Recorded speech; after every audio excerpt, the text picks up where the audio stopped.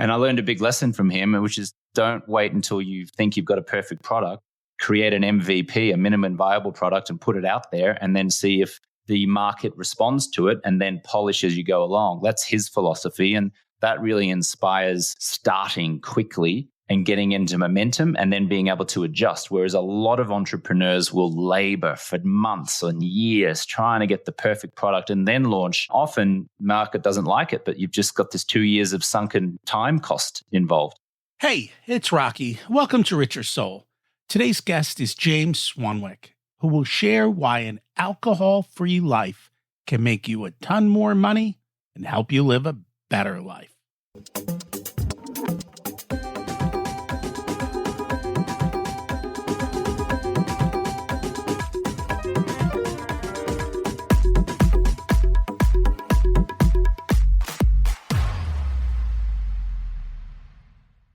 Imagine it's 12 months from now, and you've achieved your major life goals.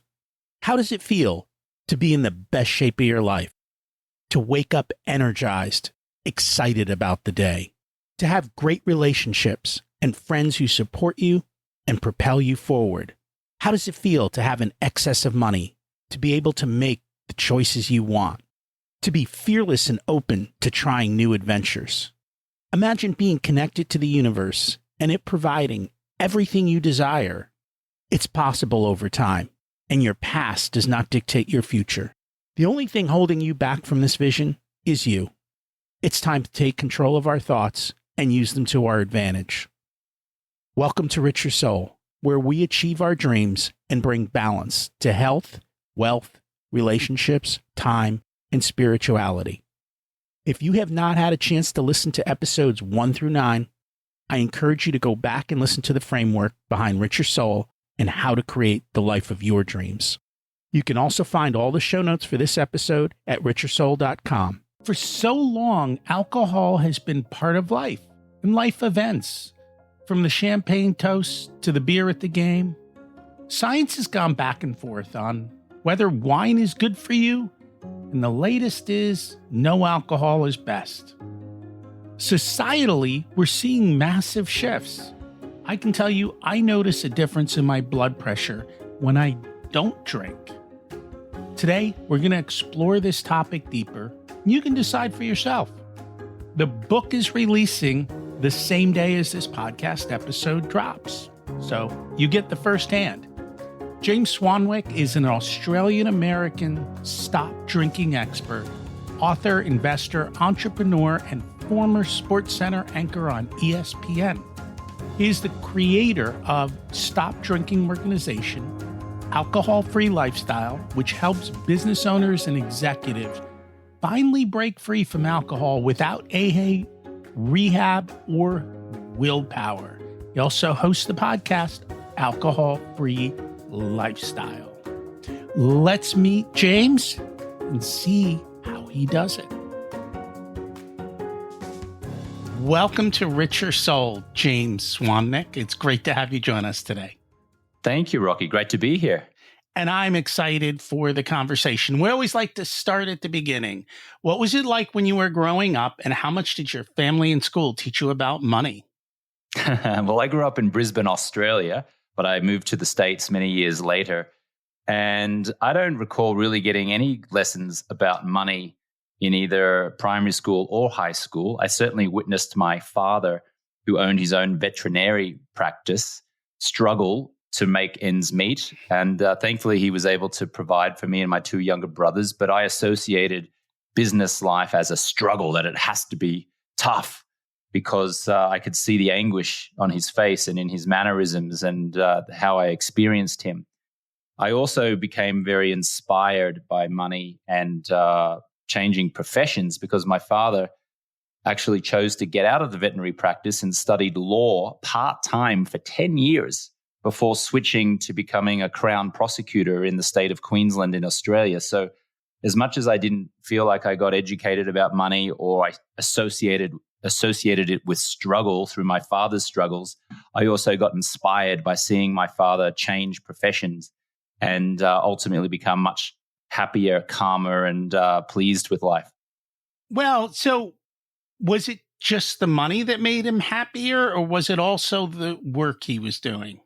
It was definitely the work he was doing. I think the money was a byproduct of him feeling much happier about his choice. I think that he realized pretty soon into his veterinary practice that maybe it wasn't the professional career for him. But, we have this sunken cost fallacy, don't we? Like if you've gone to school, you've studied, you've been doing it for 20 years, for most people, the idea of switching professions, especially from being a veterinarian to being a lawyer, that could seem just too overwhelming that you wouldn't even begin it. But he did, and I got a lot of inspiration from that. Yeah, both of those require quite a bit of education and quite a bit of time commitment. It's funny, though, because at least law worked out for him. In the United States, half of people who go to law school don't practice law. And so I think they go to law school for something only to find out it wasn't for them. And it's not easy. I think you have to look ahead and really test out your idea before you make that kind of commitment. And today that's easier to do than ever. Yes, I think so. I actually benefited from being inspired, watching my dad change careers, when he realized it maybe wasn't for him. I started off as a newspaper journalist. I started out as a 17-year-old copy boy on a Rupert Murdoch-owned broadsheet newspaper back in Brisbane, Australia, and I did that for 10 years, and my whole career was really set in stone. But I made the choice to resign and move over to London, England in my mid-20s to try and, have a change. And, I ultimately became a television anchor, a sports center anchor on ESPN in Bristol, Connecticut in the US. And then in many regards, that's considered like the best job on television. You get to talk about sport all day. You have a Z level of fame. You kind of, you're on camera. It's not like you're a producer or director. You're actually on camera. And you get paid handsomely well. But it was also corporate America. And I also recognized that I had a boss and I had to be in at work a certain time and leave at a certain time. And so I decided to learn how to become an entrepreneur on those days that I wasn't working at ESPN, and then made another decision. I'm going to resign from ESPN to go and be an entrepreneur. And so, I think I really mirrored my father's actions on that. I saw him as being very brave and courageous, and I'm happy that I was able to follow suit somewhat. Was that an easy switch for you? It was a very challenging first 18 months as an entrepreneur because I think I probably generated about $30,000 or $35,000 in the first 18 months of me going full-time into entrepreneurship. And, I had to really let go of my ego because I was very handsomely paid at ESPN. Like I said, I had a Z level of fame and it was a very cushy job with good benefits and things like that. But, I was living out in Bristol, Connecticut was like social suicide. And I was a single man at the time. And, it was just, I knew if I stayed there, I was just going to be stuck. But to answer your question, yeah, the first 18 months as an entrepreneur were very challenging. Like I didn't know what I was doing. It was a lot of first attempts, a lot of failures. And then finally, I had somewhat of a breakthrough and I learned some skills. I got myself a mentor, and the mentor really sped up my learning. And then I was able to create two multi-seven-figure businesses now, a sleep company and this stop drinking company simultaneously. And then, both of them are still going today, 10 years later, and have a profound impact in the world, which I'm very proud of.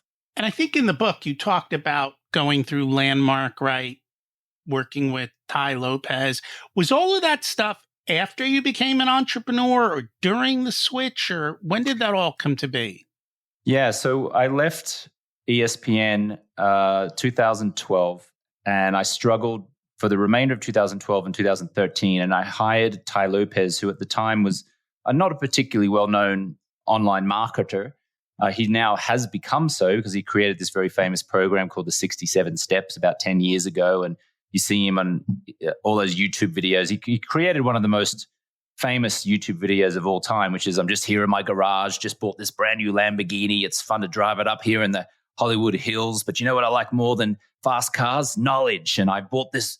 I've got these 1,000 books behind me. So that was a very famous ad. It was seen like 1 billion times. And I hired him after 18 months of struggle.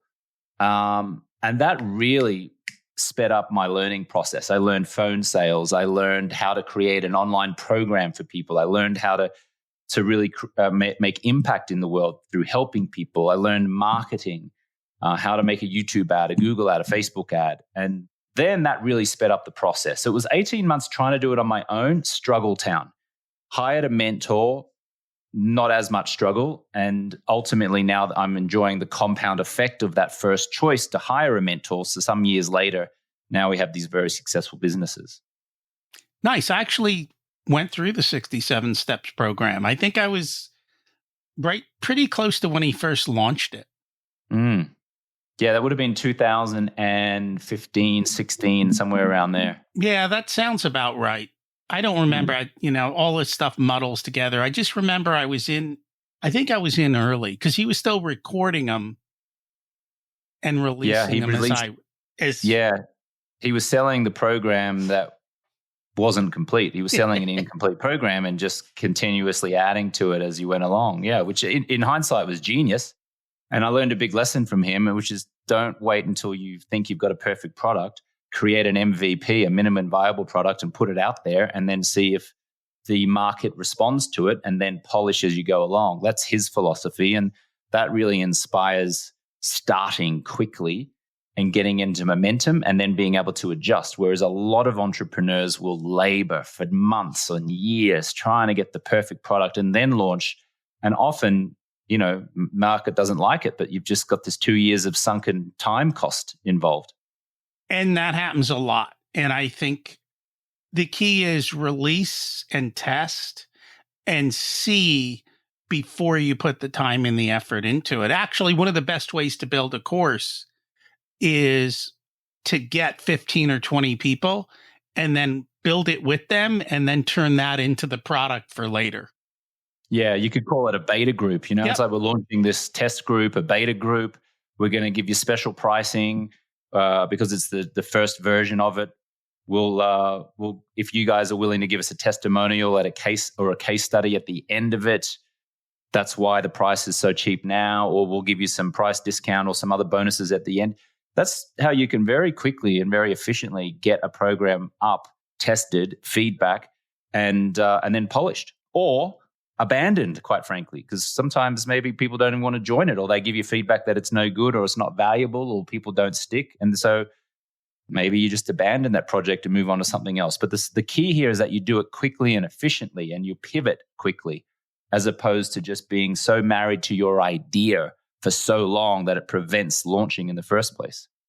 And that is the key, is to constantly pivot, see how it sits and whether or not the market really wants what you have to offer. We all think we have the best thing to offer, but until the market says yes, it's not necessarily true. I agree with you. So how did you get to the alcohol business and the stop drinking? Like what caused that, or how did that come to be? Well, I was a socially acceptable drinker growing up in Australia, in that I would have 2 or 3 drinks most nights of the week. Now, that doesn't seem like a lot to most, but I've come to realize it really is a lot. And, I started drinking when I was 16. And after about almost 20 years, I drank 2 or 3 drinks a night, 7 days a week, increasing amounts on weekends, increasing amounts as I got into my 30s. And I got to age 35 in the year 2010, and I looked in the mirror one day and I had fat rolls. I was puffy-skinned. I was tired. I was irritable. I was envious of other people's success. I would describe my career as a 6 out of 10. I would describe my positivity as a 6 out of 10. My relationships were a 5 or a 6 out of 10. I was never rock bottom. I was never what society might deem to call an alcoholic. I didn't get a DUI. I didn't wake up in a ditch. And so I managed to just figure out how to not just quit drinking, but stay quit. And I did that. And as a result, I lost 35 pounds of unwanted body weight. My skin cleared up. I slept better. I had more clarity. That was the time where I auditioned to become a SportsCenter anchor on ESPN. And to my bewilderment, they gave me the job. And I really credit the clarity and focus and strategy from being alcohol-free to helping me get that job. And I remember a year later, I went to a bar in Austin, Texas, the Luster Pearl Bar in Rainey Street, and I ordered a Budweiser, and I went to put it to my lips to have what I thought might be a celebratory drink to celebrate 1 year alcohol-free. And at the very last moment, I put it down and I thought, wow, in 1 year, I've got the job and career of my dreams. I have this amazing romantic relationship. I've lost 35 pounds. I'm sleeping well. I feel positive about my life, an 8 or 9 out of 10. I'm in momentum. Like I just feel better.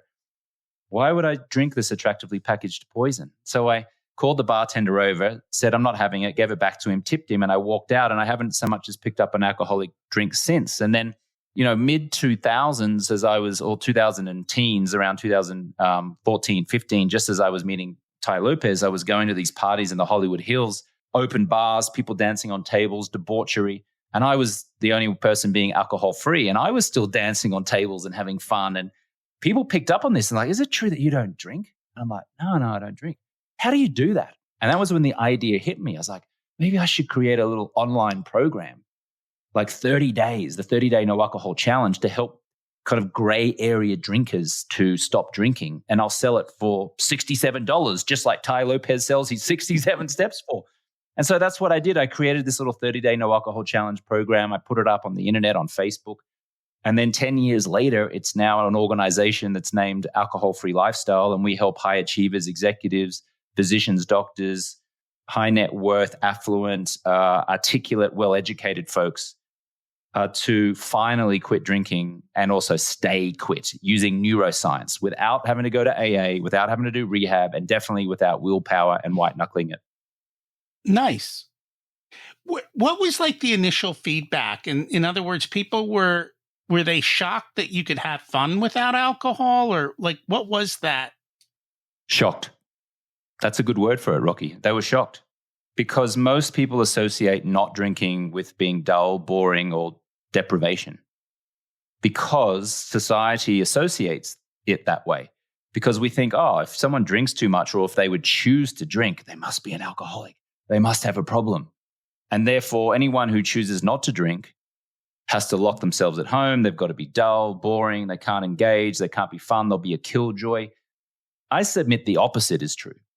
And that is drinking is the pain and not drinking is the reward and the pleasure and the fun. And I can say that with conviction because I haven't drunk since 2010. So initially when I stopped drinking, I actually felt awkward. I felt judged that people, including my friends and family, might think that I had a drinking problem. And candidly, in hindsight, I probably did have a drinking problem because even though I wasn't getting drunk, it was compromising my quality of life.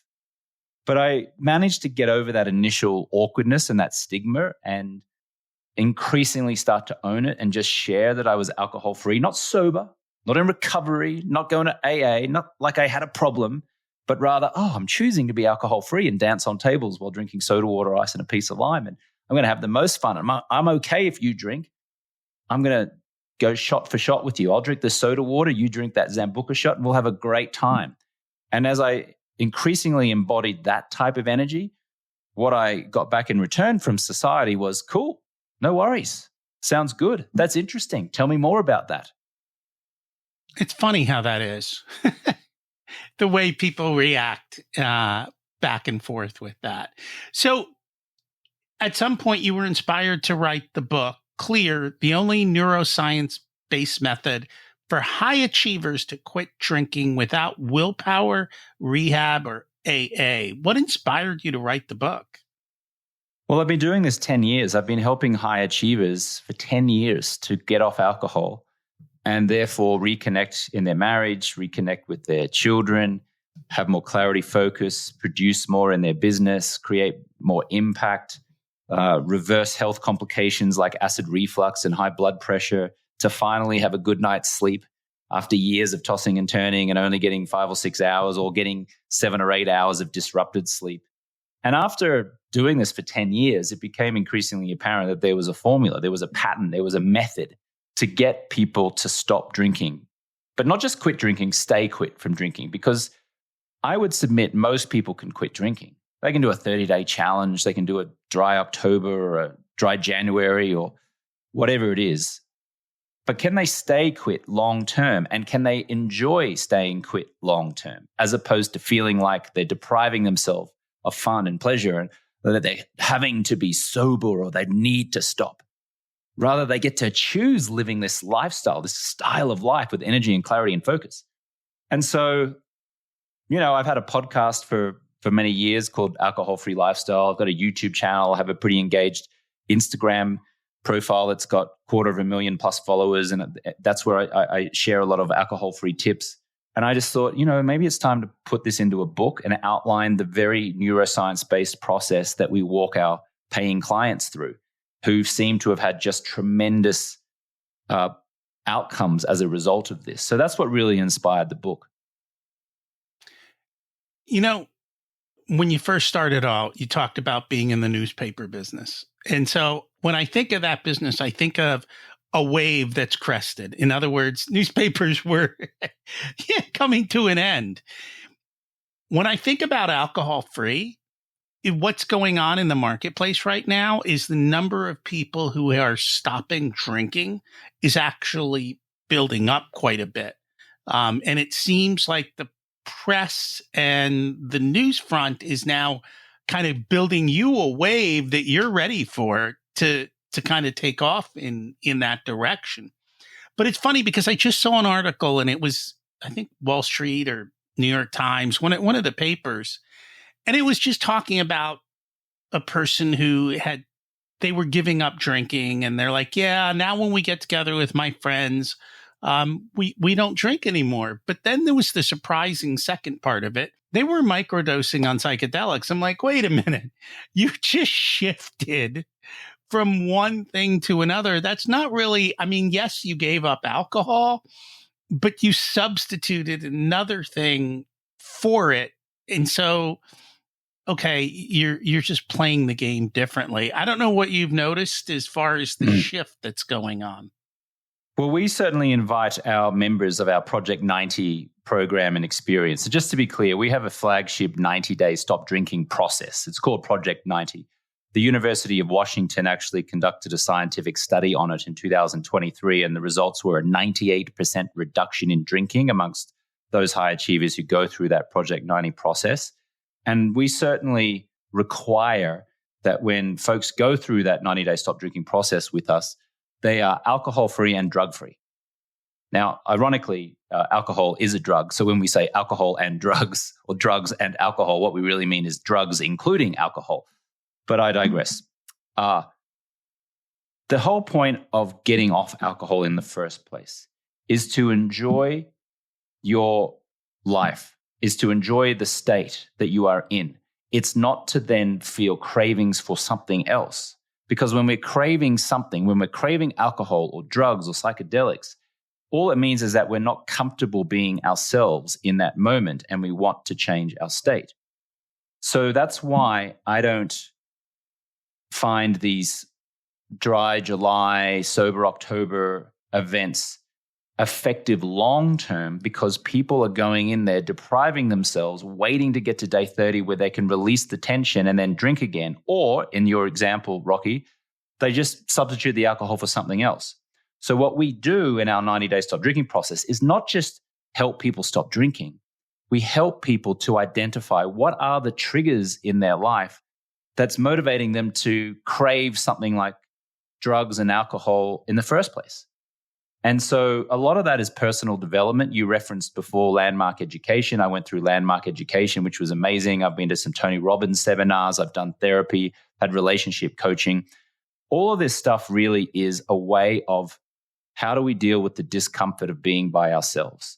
And so if people are stopping drinking but then turning to some other form of drugs, I would submit that they're still uncomfortable with themselves. They're still not going in and doing personal development. They're still not identifying what is triggering them to crave some substance to numb that pain.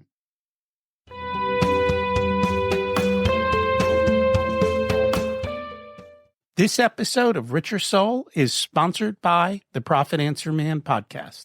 If you're a business owner who wants to scale and grow, increase profits, or want to have strategic conversations around your financials, then check out the podcast. You'll learn how to work less, increase cash flow, increase profits, and build reserves to help you weather storms.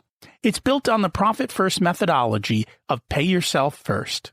The Profit Answer Man podcast is a must listen to for every small business owner, and anyone who wants to help them survive and thrive. Check it out on your favorite listening platform.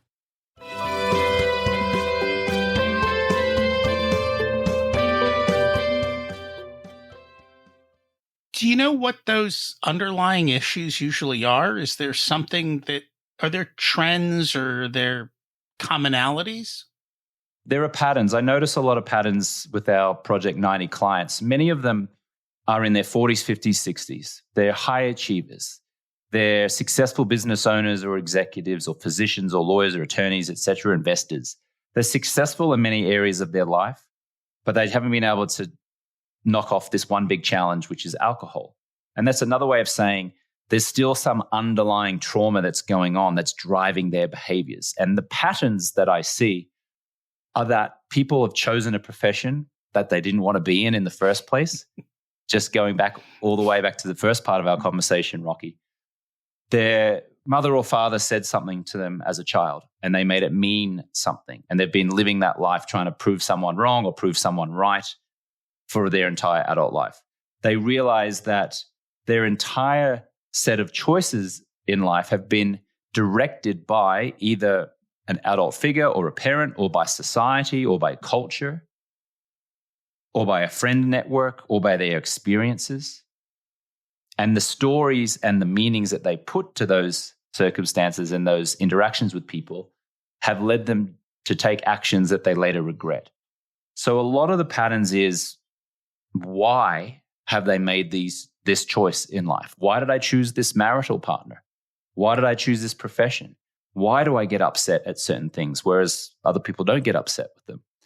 And so they're the patterns. It's really coming back to, I've made wrong choices, and why have I made those wrong choices? So is the key then to fix the trauma or to alleviate the trauma? I would submit it's the biggest thing, because someone who has healed from their trauma, or let's just say is healing, because maybe we've never arrived at healing our trauma, but let's just say they identify it, they're self-aware, they're willing to go on the journey of self-discovery and personal development. What they're going to learn on that journey is going to enable them to have a breakthrough, either with their wife or their husband. Maybe they'll be more present with their children. Maybe they'll redirect their attention into something else in life. That is the journey. And that, if we can build up a very happy human or a happier human, then what happens to the cravings for alcohol? They just subside or they are completely extinguished. Because make no mistake, we're reaching for alcohol because we want to change our state. And that uncomfortable state that we have is because of trauma. So yes, Rocky, I would submit that one of the biggest things that one can do if they're looking to stop drinking is to go and do personal development, understand where the trauma comes from, identify it, and then try to heal from that, because that will eliminate the cravings for any substance that is numbing them from the pain of that trauma.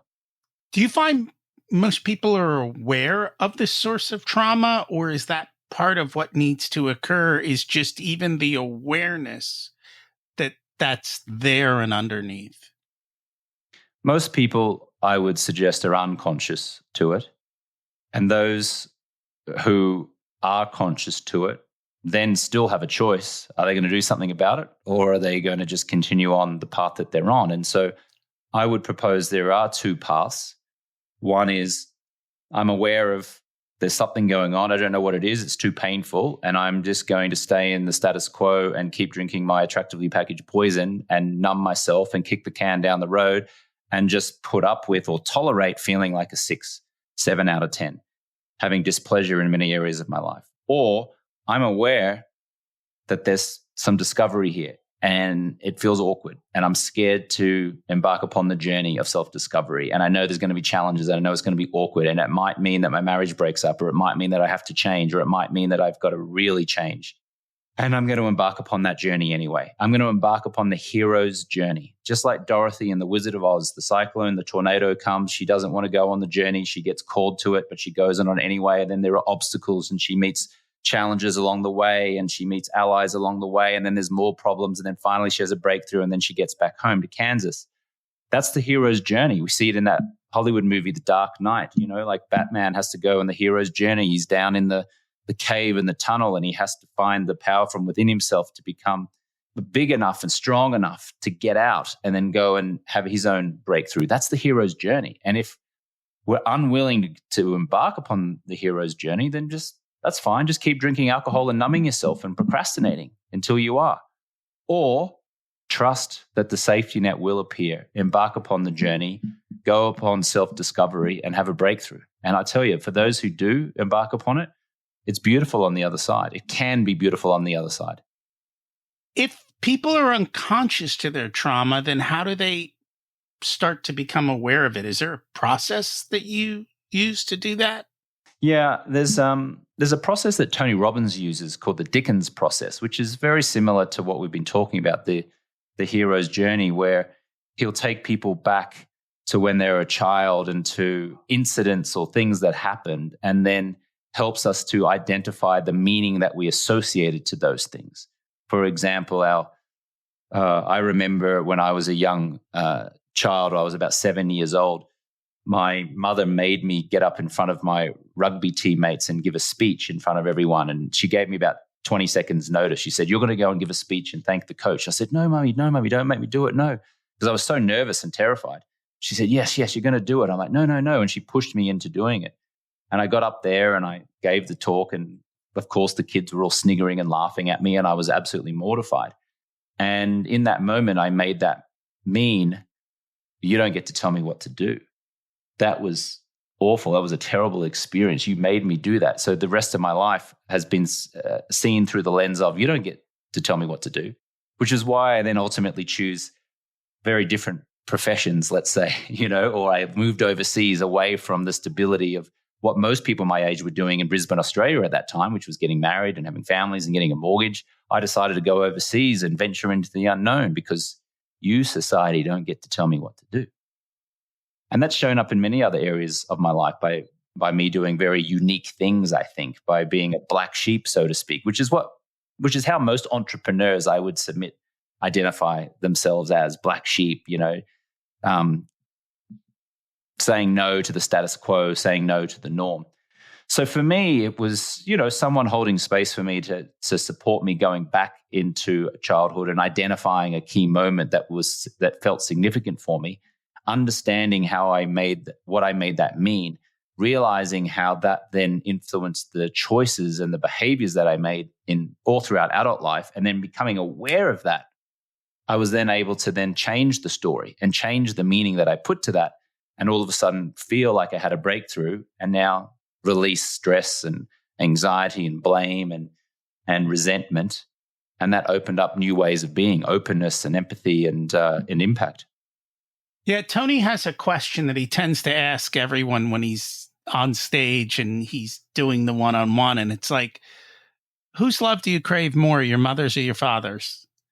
And that kind of tells you where the longing is. And a lot of stuff, unfortunately, goes back to parents. Sometimes there's other things. It's funny, every time I read a psychology book, it dawns on me, oh, this is a parenting book. It's the mistakes we make as parents that cause long-term trauma in our kids, and being able to do that. Now, in the title of the book, you say neuroscience-based. So what is the neuroscience behind this? We've studied all of the most recent studies coming out of the world's top universities like Cambridge and Oxford and Stanford and Harvard, etc., that look at positive psychology. And specifically, I'm looking for things that influences human behavior. So, for example, in AA, Alcoholics Anonymous, which is considered by most people in the world to be the gold standard of helping people stop drinking, AA has less than a 10% success rate if you actually judge success by long-term power over drinking. Let's call it a year. Now, that means that has a 90% failure rate.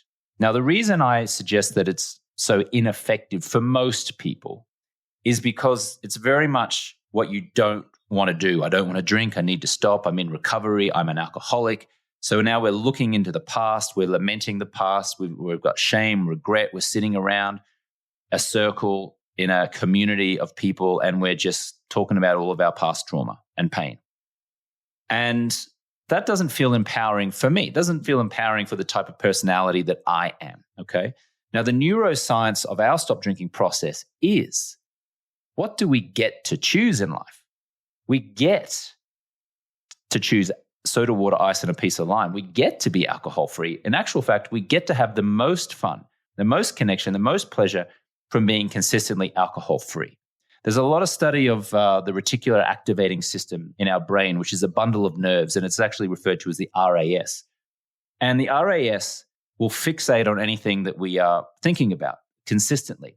So if you are thinking about, don't drink, I need to stop, then the RAS doesn't understand. It just focuses on the alcohol. And so you end up doing that very thing that you don't want to do. For example, let's say you're skiing down a mountain.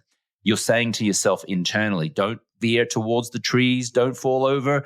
And then in most cases, we'll steer towards the trees and we'll fall over. But why? Because we just told ourselves not to do that, right? That's what I would submit as negative psychology. Whereas over here, the neuroscience that we're using, which is based on a decade worth of research as to how to influence human behavior, is to invite people who are wishing to quit drinking to choose a lifestyle. I'm going to walk into the bar tonight, go straight up to the bartender and say, I'd love a soda water, ice, and a piece of lime, please. I'm going to go out to this party, dance on the tables, have the most fun, and doing it while drinking soda water and a splash of cranberry. This is what I'm going to do. I'm going to consider myself a professional sleeper. I'm going to learn everything about sleep, because I know that if I sleep great, I'm probably going to feel much better, and therefore I'm not going to crave alcohol, and therefore I'm not going to drink. I'm like, okay, great. So that's what I mean by neuroscience, where we're studying positive psychology. We're studying what influences behavior, and then we're bringing that neuroscience to our stop drinking members. They're now executing on that, and the result of that is they're now living and loving an alcohol-free lifestyle. They're not feeling deprived because they're not drinking. They're feeling so much better because they're alcohol-free. Yeah, I've always been told, and I don't know how true it is, that when you say to the brain, don't do something, it doesn't understand the negative word. And so it just does the thing that you said, don't do. And it's just the way our brains are wired. And so it is. Yet that's what's going on in any and every AA meeting. That's what's going on in rehab. That's what's going on when we label ourselves as an alcoholic. That's what's going on when we say, I'm sober, I'm in recovery. I would suggest that's exactly what's going on, right? We're telling ourselves what not to do. Over this way, as an entrepreneur, we're always thinking, what is the most efficient way to get from A to B, right? Here's my target, here's my goal. What's the most efficient way I can get there? You're an entrepreneur, Rocky. I'm an entrepreneur. Most of your listeners, I would suggest, are entrepreneurs, high achievers, executives. We're looking for the most efficient way.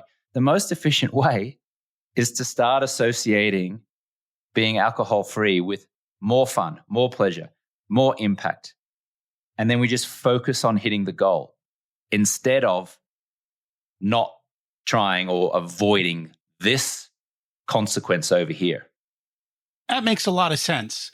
One of the things you've got in your book is a method, you called it the AMG method, of killing alcohol anxiety in 90 seconds flat, which is a pretty bold statement. So how do you do that?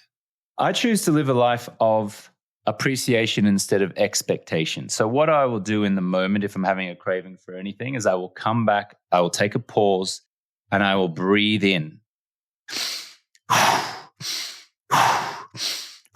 Now, in that moment, I've just completely changed my physiology. It may seem like nothing, and it is nothing. It's 5 seconds, but already I can feel my physiology is changing.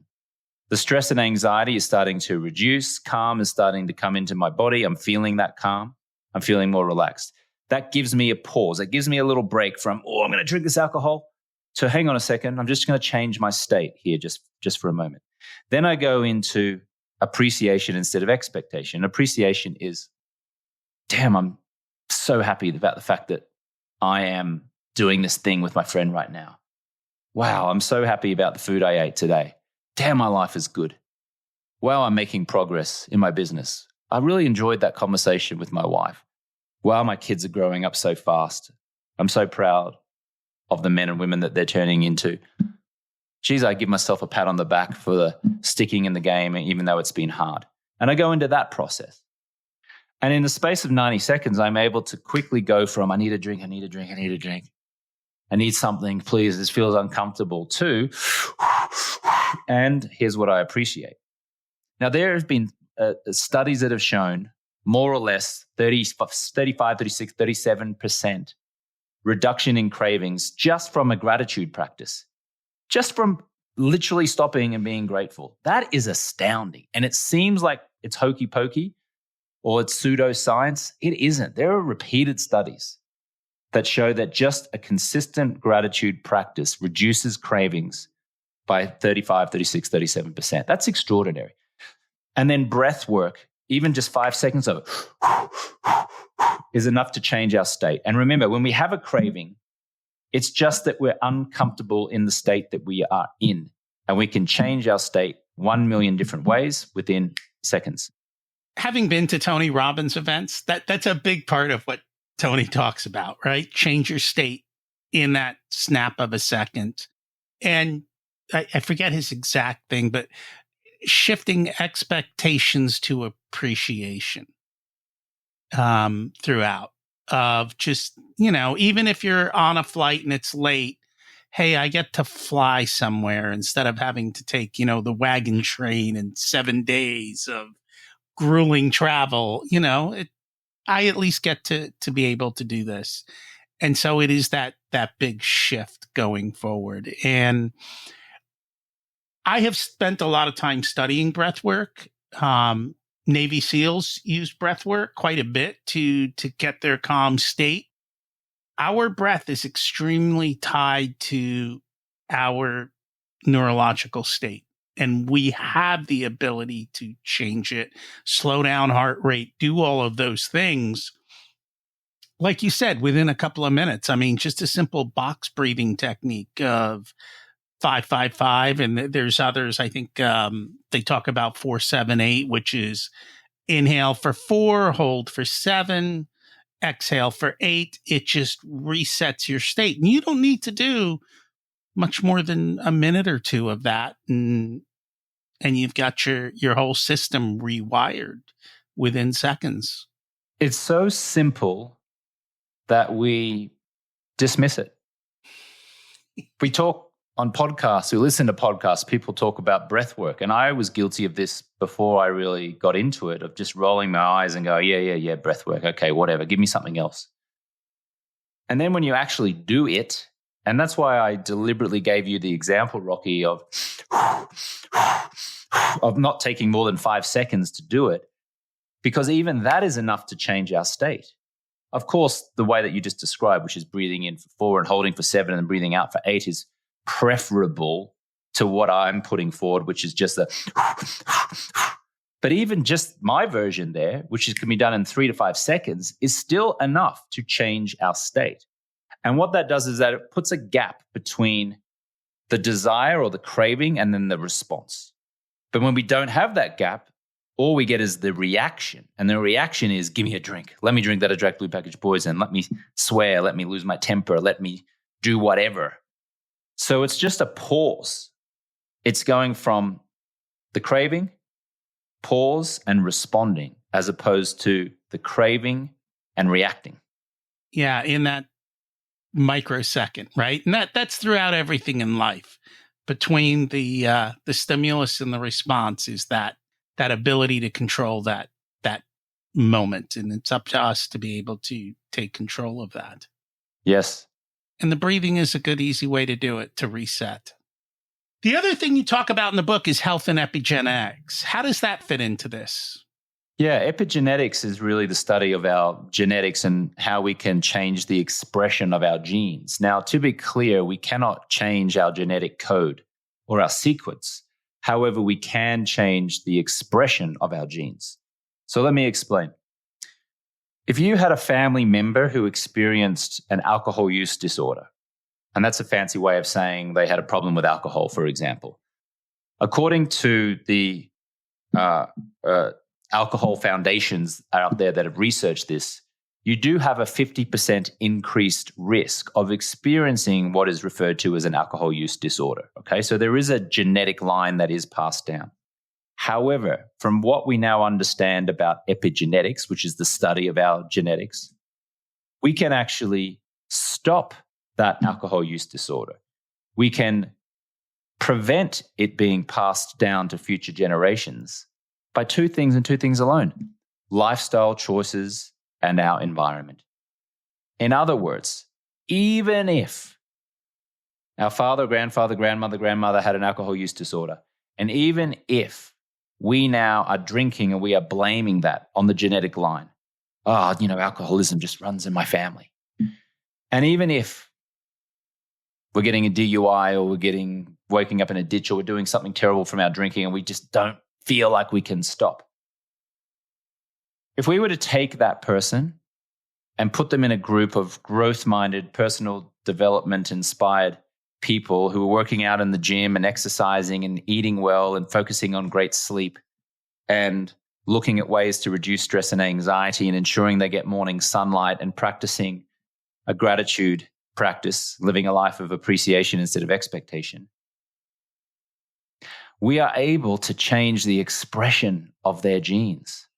And epigenetics is kind of like the pianist with their fingers over the piano. It's like if we change the way that the fingers go and now we change the keys, which in this case are the genes, they get to move differently. And now all of a sudden, our genetic expression is, I get to sleep well. I'm feeling better. I'm more mobile. I have more of a positive mindset. And then the behaviors and the actions that are consequences or the results of those improved thoughts and feelings are now healthier habits.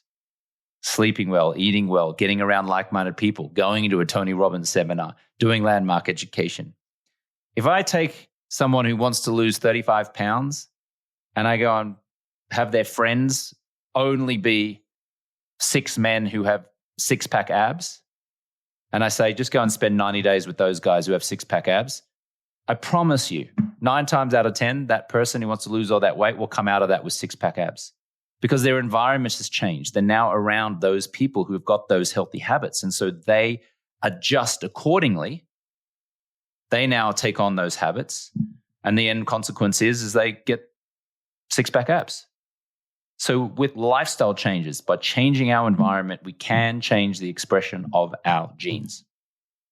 And that's very true. And I don't think people realize how much they have the ability to affect their genome by the way they live, by what they eat, by all of their activities in what they do. And that's why different people, even within families, react differently to certain things. Even twins, they've got studies. It's how you've interacted with the environment changes all of that. You mentioned Project 90 earlier. Can you just tell us a little bit about what it is and how that works? Project 90 is our flagship 90-day stop drinking process. As I referenced earlier, the University of Washington conducted a scientific study on this in 2023. It resulted in a 98% reduction in drinking. Essentially, we get together a whole bunch of high achievers. Now, the definition of a high achiever, in my view, is an entrepreneur, executive, attorney, physician, doctor, investor, realtor, articulate, well-educated person who is striving for great things, maybe has already achieved a lot of great things in many areas of their life, might be a mother, a father, could be in their late 30s, 40s, 50s, 60s, but they just haven't been able to conquer this one thing, alcohol. They think they should be able to do it because they're successful in all these other areas of life, but this one thing they haven't been able to break the back of. And so we get together that demographic, and we put them in a like-minded community for 90 days. Now, there's a difference between a community and a like-minded community. A community could be AA, but then you go to an AA meeting and you're sitting next to a 19-year-old meth addict who's holding up a gas station. And if you're a 50-year-old entrepreneur, how can you relate to that 19-year-old meth addict? Of course, you want the best for that 19-year-old meth addict, but you're not. You can't relate, so therefore it's not motivating, it's not inspiring, there's no accountability. And then you just go, bugger this, I'm going to return to drinking. I'll just keep on drinking. Whereas in Project 90, we bring together high achievers. We get them on group Zoom calls. We get a moderator coach. It almost becomes like a networking, connecting kind of entrepreneurial high achiever community. And then we coach them through rewiring their mindset around alcohol. We help them to knock alcohol off the altar that they have it in their life. They're bowing down to alcohol, requiring it to entertain clients, to reduce stress at the end of the day, for romance. And we show them that you can actually reduce stress, entertain clients, and create romance without it. And we do it in that like-minded community. And we bring forth the neuroscience, because a lot of our clients are educated and they have a need to learn, and they want to learn. They love learning. They understand the science. They want to know the science. So we bring the science to it. This is not surrendering to a higher power like an AA or doing a 12-step program or saying we're sober. No, it's all nonsense and ineffective in my view and for my personality. I attract people who are kind of more in alignment with my personality, an entrepreneur, a high achiever who wants to understand the science and logic, have a breakthrough, is coachable, is willing to have a coach identify their blind spots, who's willing to go and be self-aware, to let go of their ego and learn. And ultimately, because of that like-minded community and the neuroscience and the accountability, the result is almost everyone who goes through that achieves at least 90 consecutive days alcohol-free. And then anecdotally, I can share almost everyone we've stayed in contact with still report that they are alcohol-free many years later. We've got people who started this program 6 years ago, still alcohol-free, loving life. That's what the Project 90 process is. Is there anything else we should have talked about but didn't get a chance to? There's a mistaken belief amongst people that their drinking habits are no big deal. I only have one or two. I'm not an alcoholic. 1 or 2 drinks a night is fine. Well, I would just invite you to ponder that even one seemingly innocent drink per night has been shown to destroy white and gray matter in the brain and cause some level of brain degeneration.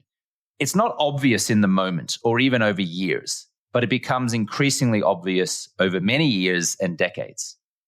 And also, if you're a high achiever, and let's just say that you are revenue or income motivated, if you're operating at a 6 or a 7 out of 10 because of your drinking habits, and you generate, say, $1 million in revenue in your business, imagine if you were alcohol-free for many months consistently and you're operating at an 8 or a 9 out of 10. That could mean an additional $500,000 in revenue per year, or $600,000 or $1 million.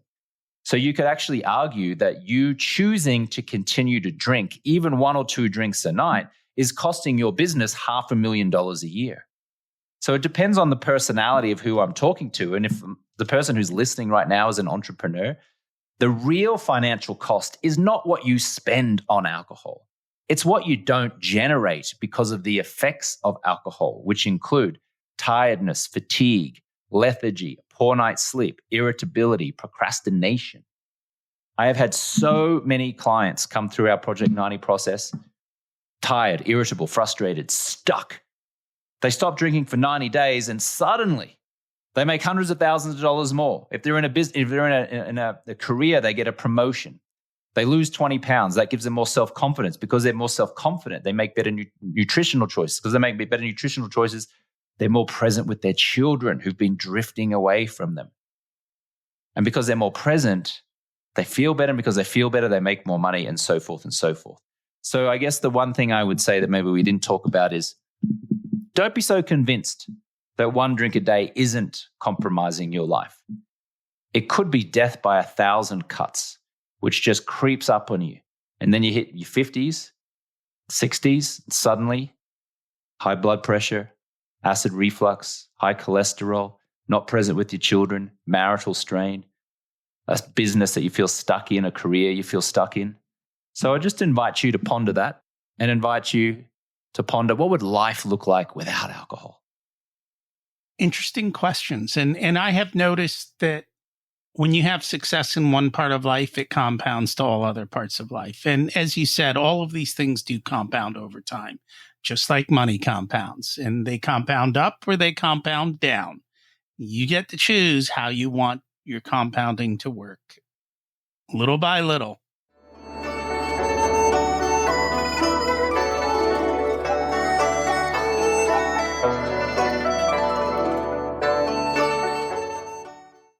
It's time to learn the secrets of life. What's your secret to living an abundant life?